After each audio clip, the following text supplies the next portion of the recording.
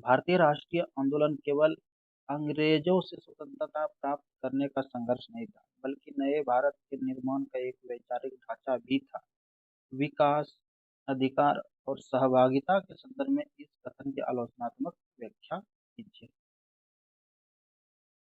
प्रस्तावना। भारतीय राष्ट्रीय आंदोलन विश्व इतिहास के सबसे बड़े जन आंदोलनों में से एक था।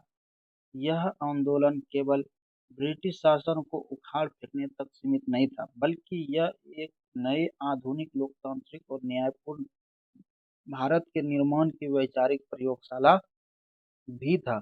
आंदोलन के दौरान विभिन्न विचारधाराओं उदारवादी, उग्रवादी, गांधीवादी, समाजवादी के बीच हुए विमर्श ने आजाद भारत की राजनीतिक, आर्थिक, सामाजिक नीतियों का खाका तैयार किया। राष्ट्रीय आंदोलन ने आधुनिक भारत को मुख्य रूप से तीन बड़े विरासत दी: विकास, समाजवादी ढांचा, मौलिक अधिकार की गारंटी और व्यापक जन सहभागिता। तो फर्स्ट पॉइंट है हमारा विकास के संदर्भ में विरासत। स्वतंत्रता संग्राम के दौरान ही यह स्पष्ट हो गया था कि राजनीतिक स्वतंत्रता तब तक अधूरी है जब तक आर्थिक आत्मनिर्भरता और समानता हासिल न हो जाए। पहला पॉइंट है हमारा औपनिवेशिक शोषण का पर्दाफाश। दादा भाई नौरोजी के धन के निष्कासन सिद्धांत ने यह साबित किया कि ब्रिटिश शासन भारत को आर्थिक रूप से खोखला कर रहा। इसके बाद से ही आत्मनिर्भरता भारत के मुख्य आर्थिक लक्ष्य बन गया। अगला पॉइंट है नियोजित विकास। वर्ष 1938 में सुभाष चंद्र बोस की अध्यक्षता में राष्ट्रीय योजना समिति का गठन किया गया, जिसके मार्गदर्शक जवाहरलाल नेहरू थे। इसने तय किया कि आजाद भारत का विकास पूंजीवादी बाजार के भरोसे नहीं छोड़ा जा सकता। इसके लिए नियोजन और पंचवर्षीय योजना अनिवार्य होगी। मिश्रित अर्थव्यवस्था पर विचार। स्वतंत्रता के ठीक पहले उद्योगपतियों द्वारा तैयार किए गए बॉम्बे प्लान और कांग्रेस के प्रस्ताव में यह सहमति बनी कि भारी उद्योगों और बुनियादी ढांचों पर सरकार का नियंत्रण होगा, जबकि कृषि और लघु उद्योग में निजी क्षेत्रों का अवसर दिया जाएगा। नागरिकों के नागरिक अधिकार के संदर्भ में विरासत। भारतीय राष्ट्रीय आंदोलन ने देश के नागरिकों को मानवीय गरिमा और स्वतंत्रता देने पर सबसे अधिक बल दिया। नेहरू रिपोर्ट। मोतीलाल नेहरू की अध्यक्षता में इस रिपोर्ट में पहली बार भारतीयों के लिए मौलिक अधिकारों की औपचारिक मांग की। अगला पॉइंट है कराची अधिवेशन प्रस्ताव 1931। सरदार वल्लभ भाई पटेल की अध्यक्षता में हुए इस ऐतिहासिक अधिवेशन में नए नागरिक अधिकारों और आर्थिक कार्यक्रम का प्रस्ताव पास किया गया। इसमें अभिव्यक्ति की स्वतंत्रता, प्रेस की आज़ादी, धार्मिक स्वतंत्रता और कानून के समक्ष समानता को अनिवार्य माना गया। यही प्रस्ताव बाद में हमारे संविधान के भाग 3 मौलिक अधिकार का मुख्य आधार बना। नेक्स्ट पॉइंट है सामाजिक समानता। महात्मा गांधी के हरिजन आंदोलन, डॉक्टर भीमराव अंबेडकर के महार सत्याग्रह जैसे प्रयासों ने राष्ट्रीय आंदोलन को सामाजिक न्याय से जोड़ा। छुआछूत का विरोध और समाज के हाशिए पर मौजूद वर्गों, दलितों, महिलाओं को अधिकार देना राष्ट्रीय एजेंडा बन गया। जन सहभागिता और लोकतंत्र की विरासत। ब्रिटिश शासन केवल मुट्ठी भर शिक्षित और अमीर लोगों को वोट देने का अधिकार देता था, लेकिन राष्ट्रीय आंदोलन ने लोकतंत्र को जमीन पर उतारा। जन आंदोलन का स्वरूप। महात्मा गांधी के आगमन के बाद असहयोग, स्वविनय अवज्ञा और भारत छोड़ो आंदोलन देश के गरीब, किसान, मजदूर, महिलाएं और छात्र सभी मुख्य धारा की राजनीति से जुड़े। इसने भारतीयों में राजनीतिक चेतना का संचार किया। नेक्स्ट पॉइंट सार्वभौमिक वयस्क मताधिकार। आंदोलन के दौरान ही हमारे नेताओं ने यह दृढ़ संकल्प लिया था कि आजाद भारत में बिना किसी जाति, लिंग, धर्म, आर्थिक भेदभाव के हर वयस्क नागरिक को एक व्यक्ति एक वोट का समान अधिकार प्राप्त होगा। ग्राम स्वराज। गांधी जी ने गांधी जी के ग्राम स्वराज की अवधारणा ने सत्ता का विकेंद्रीकरण और स्थानीय स्तर पर जनता की सीधी भागीदारी की नींव रखी। आलोचनात्मक मूल्यांकन। आलोचनात्मक मूल्यांकन में यद्यपि राष्ट्रीय आंदोलन ने एक प्रगतिशील और समावेशी भारत का सपना देखा था, लेकिन इसकी कुछ सीमाएं भी रही। भूमि सुधार आंदोलन की अधूरी आकांक्षा। आंदोलन के दौरान जमींदारी उन्मूलन और जमीन जोतने वालों को, को हो का नारा दिया गया, लेकिन आजादी के बाद राजनीतिक इच्छा शक्ति की कमी के कारण भूमि सुधार पूरी तरह सफल नहीं हो सकी। आर्थिक असमानता। आंदोलन ने जिस समाजवादी समतावादी समाज की कल्पना की थी, वह व्यवहारिक धरातल पर पूरी तरह नहीं उतर पाया। आज भी देश में अमीर और गरीब की खाई बहुत चौड़ी है। निष्कर्ष। भारतीय राष्ट्रीय आंदोलन केवल एक भौगोलिक या राजनीतिक परिवर्तन नहीं था, बल्कि यह आधुनिक भारतीय राष्ट्र राज्य की आत्मा था। आज हमारा संविधान जिस धर्मनिरपेक्षता, समाजवाद, मौलिक अधिकार और लोकतांत्रिक सहभागिता पर टिका है, वे सभी इसी महान आंदोलन की विरासत है। इस आंदोलन ने भारत को सिर्फ एक आजाद देश नहीं, बल्कि एक प्रगतिशील कल्याणकारी राष्ट्र बनाने का वैचारिक मार्ग।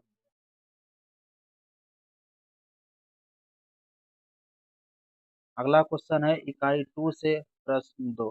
विकास के गांधीवादी और नेहरूवादी मॉडलों के मुख्य सिद्धांत की चर्चा कीजिए। आजाद आजादी के बाद भारत में इन दोनों मॉडलों के बीच मुख्य विवाद क्या थे? प्रस्तावना। स्वतंत्र 1947 में स्वतंत्रता प्राप्ति के समय भारत के समक्ष सबसे विकट चुनौती सदियों की औपनिवेशिक गुलामी से उपजी अत्यधिक गरीबी, भूखमरी, निरक्षरता और आर्थिक पिछड़ेपन को दूर करना था। इस चुनौती से निपटने के लिए देश के नीति निर्माताओं और विचारकों के बीच विकास की रणनीति को लेकर एक व्यापक वैचारिक बहस छिड़ी। इस बहस के केंद्र में मुख्य रूप से दो विपरीत दृष्टिकोण थे।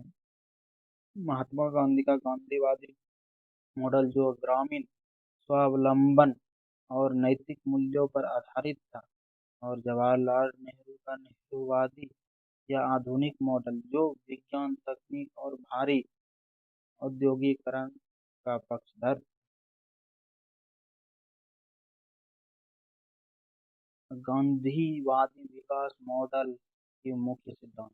गांधी जी का विकास का दृष्टिकोण विशुद्ध आर्थिक न होकर मानवीय, सामाजिक और नैतिक मूल्यों से ओतप्रोत।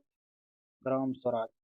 गांधी जी का प्रसिद्ध कथन था कि असली भारत 7 लाख गांवों में बसते हैं। उनका मानना था कि विकास की प्रक्रिया शीर्ष से नीचे की ओर नहीं, बल्कि नीचे से ऊपर की ओर होना चाहिए। नीचे का मतलब गांव से शहर की ओर। वे हर गांव को एक आत्मनिर्भर आर्थिक इकाई बनाना चाहते थे। कुटीर और लघु उद्योगों की प्राथमिकता। गांधी जी बड़े पैमाने पर मशीनीकरण, पश्चिमी औद्योगिक मॉडल के विरोधी थे, क्योंकि उनका मानना था कि मशीनें इंसानों का रोजगार छीनती है और समाज में बेरोजगारी व आर्थिक असमानता बढ़ाती है। वे चरखे, हथकरघा, स्थानीय स्तर के लघु उद्योगों के समर्थक थे, ताकि हर हाथ को काम मिल सके। गांधी जी का न्यायशीलता का सिद्धांत। पूंजीवाद के विकल्प के रूप में गांधी जी ने यह सिद्धांत दिया, इसके अनुसार अमीरों और उद्योगपतियों को अपनी संपत्ति का स्वामी नहीं, बल्कि उसे समाज की धरोहर मानकर उसका ट्रस्टी, रक्षक बनना चाहिए और अपनी जरूरत से अधिक धन का उपयोग गरीबों के कल्याण के लिए करना चाहिए।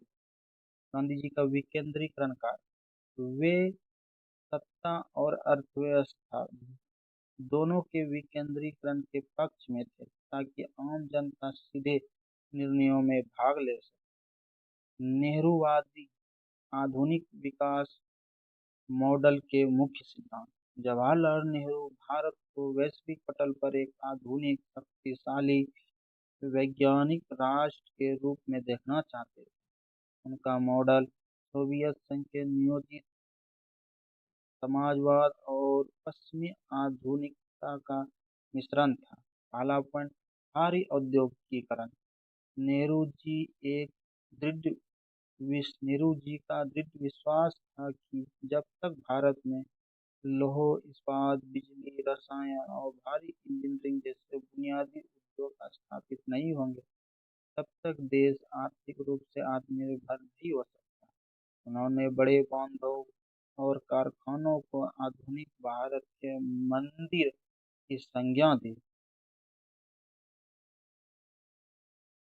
अगला पॉइंट है राज्य के नेतृत्व में विकास। आजादी के समय भारतीय निजी पूंजीपति इतने सक्षम नहीं थे कि वे बड़े उद्योग में भारी निवेश कर सके। इसलिए नेहरू जी ने यह तय किया कि अर्थव्यवस्था के मुख्य और रणनीतिक क्षेत्रों की कमान सार्वजनिक क्षेत्र के हाथ में होगी। नियोजित अर्थव्यवस्था, सोवियत मॉडल से प्रभावित होकर नेहरू जी ने 1950 में योजना आयोग की स्थापना की और पंचवर्षीय योजनाओं के माध्यम से देश के विकास का रास्ता चुना। अगला, वैज्ञानिक दृष्टिकोण। उन्होंने विज्ञान और तकनीक के विकास पर विशेष जोर दिया, जिसके तहत देश में आईटी, एम्स, सीएसआईआर और परमाणु अनुसंधान केंद्र की स्थापना की गई।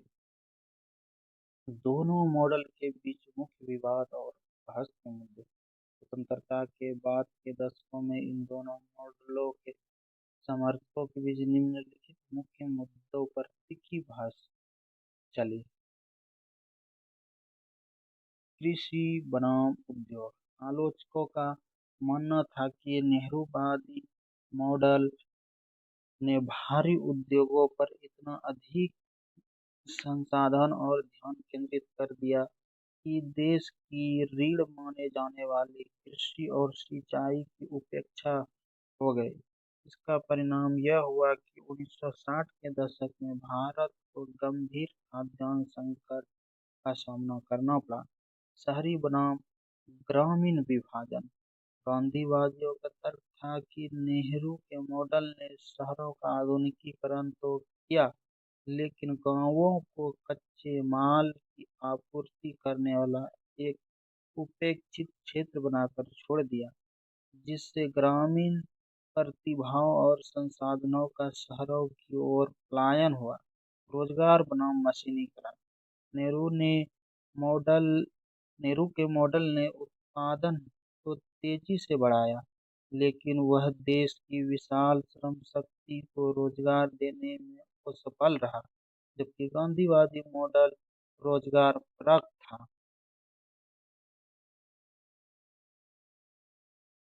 भारत का चयन भारत का चयन मिश्रित अर्थव्यवस्था। इस वैचारिक अंतर्विरोध का समाधान निकालने के लिए भारत ने किसी एक चरम मॉडल को नहीं चुना। भारत ने मिश्रित अर्थव्यवस्था का मध्यम मार्ग अपनाया, जिसे नेहरूवादी आम सहमति भी कहा जाता है। रणनीतिक और भारी उद्योग सरकार के पास रहे। कृषि, कपड़ा व्यापार, उपभोक्ता वस्तुओं का क्षेत्र निजी हाथों के लिए खुला रखा गया। संविधान की नीति निर्देशक तत्वों में गांधीवादी विचार जैसे ग्राम पंचायत का गठन, कुटीर उद्योग को बढ़ावा को शामिल किया गया। निष्कर्ष, भारत के विकास के मॉडल पर चली ये बहस आज भी उतनी ही प्रासंगिक है जहां नेहरूवादी मॉडल ने भारत को एक परमाणु शक्ति, आंतरिक अनुसंधान में अग्रणी और मजबूत औद्योगिक आधार बनाने वाला देश बनाया। वहीं आज के दौर में बढ़ती बेरोजगारी, ग्रामीण संकट और पर्यावरण क्षरण क्षरण ने पुनः गांधीवादी विचारों की ओर देखने पर मजबूर किया। आज का वैश्विक नारा सतत विकास वास्तव में नेहरू की आधुनिकता और गांधी की नैतिकता व प्राकृतिक अनुकूल व जीवन शैली के संतुलन पर ही आधारित है।